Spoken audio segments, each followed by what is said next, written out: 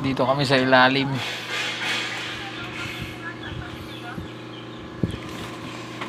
Sunday pahinga. Sunday pahinga. Sunday. Lunes. Baka na naman. Lunes, trabaho na naman. Kaya ngayon, relax lang muna.